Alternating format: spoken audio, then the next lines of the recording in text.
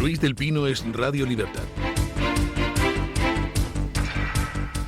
El último informe de la UCO revela las dudas de varios funcionarios del Gobierno de Canarias sobre la compra de mascarillas a la empresa Soluciones de Gestión, principal implicada en el caso Koldo. Según los correos analizados, algunos empleados públicos mostraron su desconfianza ante la falta de información técnica sobre el material.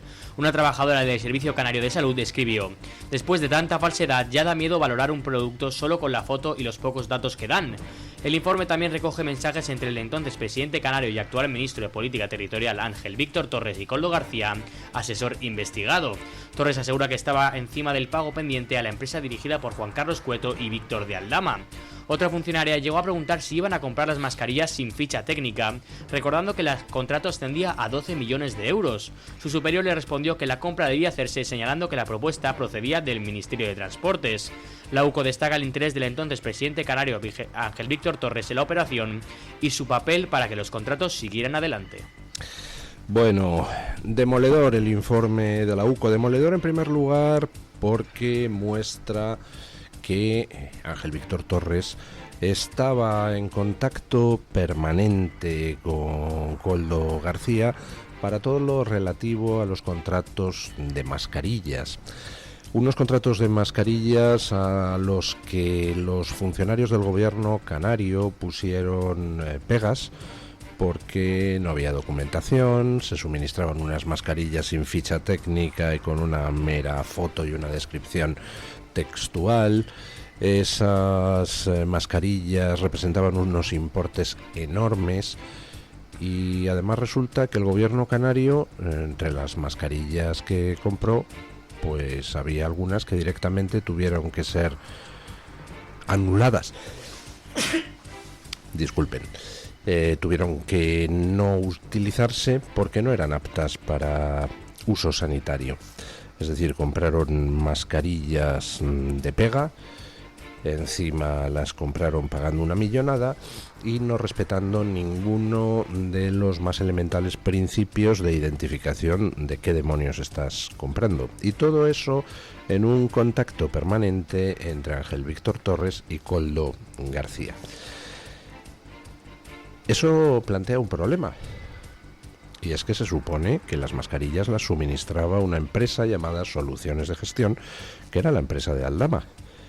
¿Qué demonios hacía Koldo García haciendo de comercial de esa empresa, haciendo de lobista de esa empresa, interesándose por los pagos a esa empresa? Y sobre todo, ¿qué hacía Ángel Víctor Torres, todo un presidente de un gobierno autonómico, el canario, tratando con Koldo García? ¿Quién era Koldo García, además de un exportero de puticlub? ¿Qué cargo tenía Koldo García en alguna parte de la administración? ¿Qué cargo tenía Koldo García en el partido? ¿Qué hacía Ángel Víctor Torres negociando con alguien que no era nadie oficialmente en ningún sitio? Y es más, tratándole, como demuestran los correos electrónicos, como si fuera su jefe. ¿Qué poder tenía Koldo García sobre Ángel Víctor Torres? Evidentemente no el poder que le otorgaba Ábalos. Koldo García no era hombre de Ábalos, era hombre de Sánchez. Y Ángel Víctor Torres debía de ser perfectamente consciente de que cuando Koldo García hacía una petición, esa petición venía de muy arriba.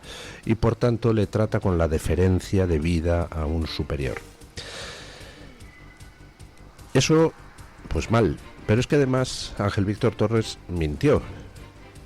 Mintió expresamente en una comisión de investigación cuando se le preguntó si conocía a Koldo García y dijo que no tenía ninguna relación. Pues oiga, para no tener ninguna relación, resulta que intercambió con él una cantidad ingente de WhatsApps y además pues una cantidad ingente de WhatsApps en un tono de familiaridad y de sumisión de Ángel Víctor Torres hacia Koldo García francamente llamativo.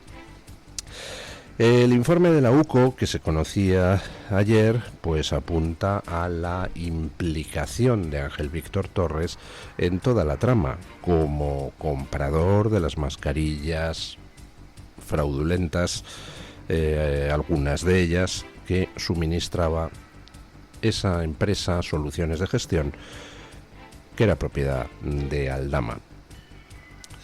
Ya saben ustedes que el juez del Supremo ha desgajado la parte de las mascarillas, la trama de las mascarillas, como una pieza separada, y ha dictado auto de procedimiento abreviado, lo cual quiere decir que va a ir a juicio rápidamente. Ya ha pedido a las partes que se pronuncien sobre la apertura de juicio oral. Y en esa y en ese procedimiento abreviado, pues hay tres procesados, que son... tres procesados, que son Koldo, Ábalos y Aldama. Los tres, según el juez, están pringados en ese montaje de suministro de las mascarillas. Recordemos, porque es muy importante para ponerlo en contexto, que todo ese tinglado del suministro de mascarillas al Ministerio de Transportes, a dos organismos dependientes del Ministerio de Transportes, al Ministerio del Interior, a la Comunidad Autónoma Canaria y a la Comunidad Autónoma de Baleares, recordemos que todo ese tinglado de venta de mascarillas se pone en marcha con un gobierno que había impuesto la obligatoriedad de las mascarillas. Es decir, que alguien mal pensado puede colegir que el gobierno impuso la obligatoriedad de las mascarillas no tanto por razones médicas cuanto para sacar pasta en el asunto. O por razones médicas, pero de paso aprovechamos a ver cómo podemos meter el cazo. Y en ese cazo pues está Ángel Víctor Torres. Y claro, ¿cómo es que no está tan bien procesado? Pues muy sencillo, porque quien ha dictado el auto de procedimiento abreviado es el juez Puente del Tribunal... Perdón, no sé si es el juez Puente.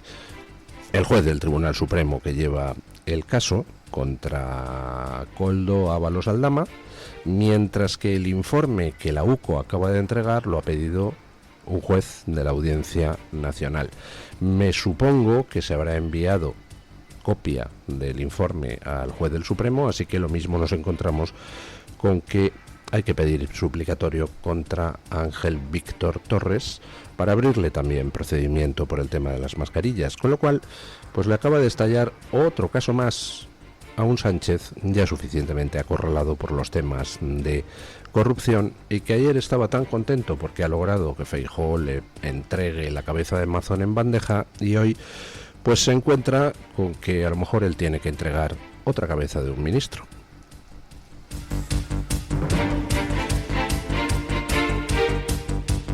El Partido Popular iniciará de inmediato las negociaciones con Vox para intentar acordar el nombre del próximo presidente de la Generalidad Valenciana. Sobre la mesa, el PP ha propuesto a Juanfran Pérez Llorca, actual secretario general del Partido de la Comunidad Valenciana y número 2 de Carlos Mazón. Según fuentes de Génova citadas por ABC, se trata de una solución temporal y no hay otras opciones planteadas por ahora. Desde la dirección nacional del PP insisten en que el líder del partido, Alberto Núñez Feijóo, tendrá libertad total para decidir quién encabezará la candidatura autonómica en las próximas elecciones, sean en 2027 o antes. Feijóo pidió ayer responsabilidad a Vox para garantizar la continuidad de lo que ha llamado la legislatura de la reconstrucción, tras la riada que afectó gravemente a la provincia de Valencia hace un año. Es la tarea política más urgente. Sabemos que sigue siendo la reconstrucción de un pueblo que ha sufrido demasiado. La prioridad es la Comunitat Valenciana, sus pueblos, su gente, su futuro. Por eso pido a los partidos que sostienen al gobierno autonómico que estén a la altura, que faciliten cuanto antes la elección de un nuevo presidente, que actúen con la responsabilidad que merece el pueblo valenciano. Pérez Llorca concentra muchas miradas por varios motivos. Además de ser el número 2 del PP valenciano, tiene escaño en las Cortes Valencianas, requisito imprescindible para optar a la investidura, y además mantiene una buena relación con Vox. De hecho, ha sido el encargado de liderar las conversaciones con el partido de Santiago Abascal durante toda la legislatura, incluso en los asuntos más delicados. Bueno, dice Feijóo, ayer compareció para defender a Mazón. O sea, no le ha defendido en un año y le defiende ahora que ya ha dimitido. Está muy bien, Alberto. Y me dice que Mazón no es un asesino, que Pedro Sánchez pues tiene responsabilidad porque las ayudas pues no han sido entregadas a los damnificados y que ahora la prioridad es la reconstrucción. ¿Se dan ustedes cuenta de cómo funciona el PP con Feijóo? Bueno, y como antes con Rajoy, da igual. Y como con Casado. En lugar de decir que Mazón ha pagado por una responsabilidad que no es suya y señalar a Pedro Sánchez y hacerle una batería de preguntas sobre sus responsabilidades antes, durante y después de la Dana, en lugar de hacer eso, dice Feijóo, la prioridad es la reconstrucción. Hombre, sí, la reconstrucción es importantísima, pero mucho más importante que la reconstrucción es que paguen los responsables. Y usted lleva un año rascándose la tripa, sin arremeter con todo contra los responsables. Y por eso estamos como estamos, por eso ha ganado el relato Sánchez, por eso al final se cobran la cabeza de Mazón, que es el que menos responsabilidad tiene de todos estos, porque Mazón pudo actuar de forma torpe y verse sobrepasado por las circunstancias, pero Mazón no actuó de forma criminal, Mazón no retrasó la ayuda, Mazón no ocultó lo que estaba pasando en el Barranco del Pollo, Mazón no es quien puso la ley de la huerta de Ximo Puig que impedía limpiar los cauces, Mazón no es quien se cargó las obras del plan hidrológico que hubieran permitido encauzar el Barranco del Pollo. Mazón no fue un criminal, en eso tiene razón Feijóo, claro, lo tenía que haber dicho durante este año, no ahora que ha dimitido Mazón. ¿Y Pedro Sánchez fue un criminal, señor Feijóo? Porque eso es lo que usted tendría que haber estado diciendo desde el minuto 1 después de la Dana. Como ellos han estado desde el minuto 1 diciendo que el criminal era Mazón para alejar de sí mismos las responsabilidades. Ahora, Génova sugiere a Vox el nombre de Pérez Llorca y dice que le pide a Vox que actúe con responsabilidad. Le pide a Vox que actúe con responsabilidad, pues es el único que ha actuado con responsabilidad en todo esto. Y es el único que ha pedido explicaciones a Mazón, pero señalando claramente que las máximas responsabilidades están en otro lugar, están en la Moncloa. ¿Por qué sugiere el nombre de Pérez Llorca el PP a Vox? Pues porque no tiene otro nombre que sugerir.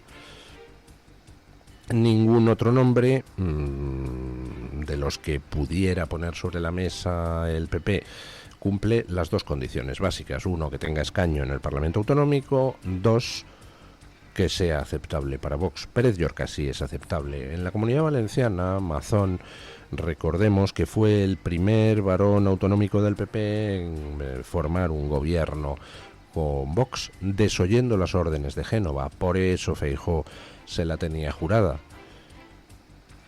Y incluso después de romperse los acuerdos de gobierno en todas las comunidades autónomas por el tema migratorio, pues en Valencia han seguido las buenas relaciones entre PP y Vox, que se han concretado en otras cosas, entre otras cosas, en todo el tema del acuerdo presupuestario.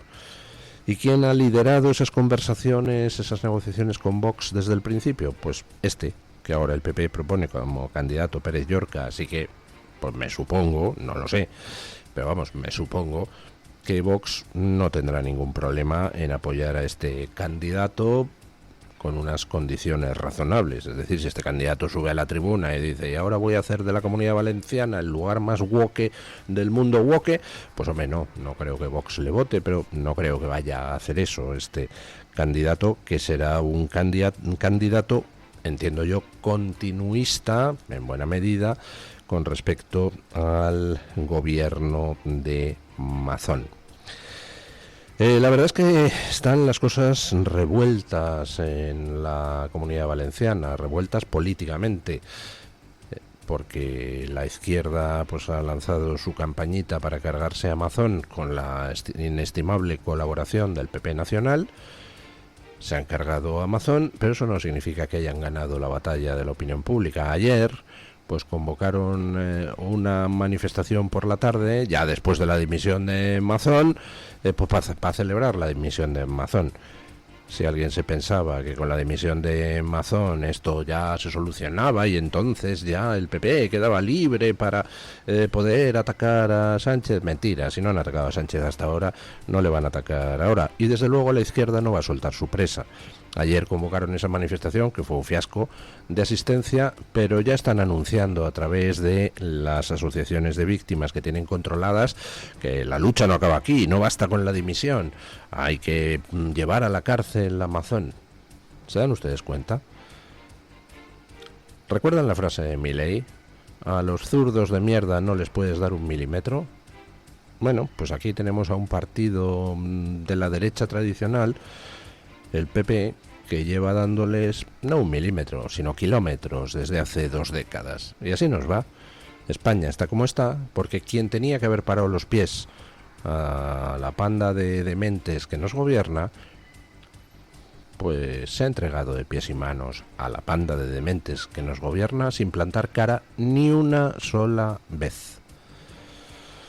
Bueno, pues no sé, que los votantes tomen nota y hagan lo que les dé la gana. Desde luego lo que indican las encuestas en Valencia es que en estos momentos pues el PP, Vox y PSOE estarían prácticamente en empate técnico.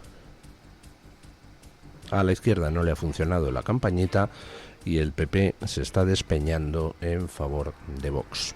Cosa por otra parte, pues nada extraña viendo la gestión de todo el asunto. El 11 de noviembre tendrá que declarar Pedro Sánchez en la comisión de la Dana en Valencia. Escuchen. La Comisión de Investigación sobre las causas de las inundaciones provocadas por la Dana el 29 de octubre de 2024 en la Comunidad Valenciana ha acordado citar al presidente del Gobierno, Pedro Sánchez, para que comparezca el próximo 11 de noviembre en Valencia. La sesión convocada por las Cortes Valencianas abordará tanto el origen del desastre como la gestión de la emergencia. Según publica The Objective, la jornada se dividirá en 2 turnos, con 3 comparecencias por la mañana y otras 3 por la tarde. Además de Sánchez, han sido llamados a declarar el ministro del Interior, Fernando Grande Marlaska, la ministra de Defensa, Margarita Robles, la exministra de Transición Ecológica, Teresa Rivera, y la delegada del Gobierno en la Comunidad Valenciana, Pilar Bernabé. Las mismas fuentes aseguran que la fecha del 11 de noviembre ya estaba reservada y que el orden del día definitivo se hará público la próxima semana. Eso sí, la citación no tiene carácter obligatorio, por lo que los miembros del Ejecutivo podrían decidir no acudir. En sesiones anteriores ya hubo altos cargos estatales que declinaron comparecer, recordando que una Cámara Autonómica no puede someter a control al Gobierno central. ¿Apostamos a que no va Pedro Sánchez a la comisión de investigación de la Dana del Gobierno valenciano? Y además el PP se lo ha puesto en bandeja. Saldrá Pedro Sánchez a decir que Mazón ha dimitido, ha demostrado dónde estaban las culpas y que él no va a asistir a una farsa. Y que lo que debería hacer la derecha, ultraderecha, mega ultra turbo derecha es disolver las Cortes Valencianas y convocar elecciones después de que se haya demostrado que Mazón es el culpable. Y se fumará un puro. Esas son las consecuencias de no plantar cara y de, encima de no arremeter contra Pedro Sánchez, entregarle la cabeza de Mazón en bandeja. Yo ya lo he dicho muchas veces aquí a lo largo de este año. Yo creo que Mazón, su destino final era la dimisión, o por lo menos, después de la convocatoria de las próximas elecciones, pues retirarse discretamente de la vida pública. Pero que desde luego Mazón no debía dimitir ni un segundo antes que Sánchez, el verdadero responsable de lo que pasó en la Dana y de los 230 muertos. Pero ¿qué le vamos a hacer? Nos encantaría tener a un Trump o un Abascal dirigiendo el PP, pero tenemos a Feijóo. Y bueno, pues lo que hay es lo que hay. Y con estos bueyes hay que arar, ¿verdad? En fin, todavía quedan jueces en Berlín, dice la famosa frase. Y también en Andalucía queda algún juez, pues hombre, que aplica el sentido común a sus decisiones. Escuchen. La audiencia de Cádiz ha reactivado la investigación sobre los rellanos de Gibraltar, invocando la soberanía española y el Tratado de Utrecht de 1713. El caso gira en torno al Eastside Project, un macrocomplejo inmobiliario de lujo que el grupo vietnamita TNG construye desde mayo de 2024 frente a la playa de La Caleta. El proyecto incluye un gran hotel, viviendas de alto nivel, una zona comercial y un puerto deportivo, todo sobre 130.000 metros cuadrados ganados al mar. España y Reino Unido se disputan la soberanía de esas aguas y el gobierno español ya presentó una queja diplomática en agosto de este año, sin resultados prácticos. Paralelamente, a raíz de una denuncia de Verdemar Ecologistas en Acción, la Fiscalía de Algeciras abrió diligencias penales por posibles delitos medioambientales y urbanísticos. El juzgado de la línea de la Concepción se inhibió a favor de la Audiencia Nacional al considerar que carecía de competencia. Sin embargo, la Audiencia de Cádiz ha dado la razón a la Fiscalía y ha ordenado al juez retomar la investigación en territorio español, al entender que las acusaciones se desarrollan en aguas bajo soberanía de España, según lo establecido en el Tratado de Utrecht. Pues hombre, me sorprende, no sé, el tiempo que tardarán en cargarse a este juez mediante una patada lateral o lo que sea, quitar al fiscal que se atreve a plantear esas cosas.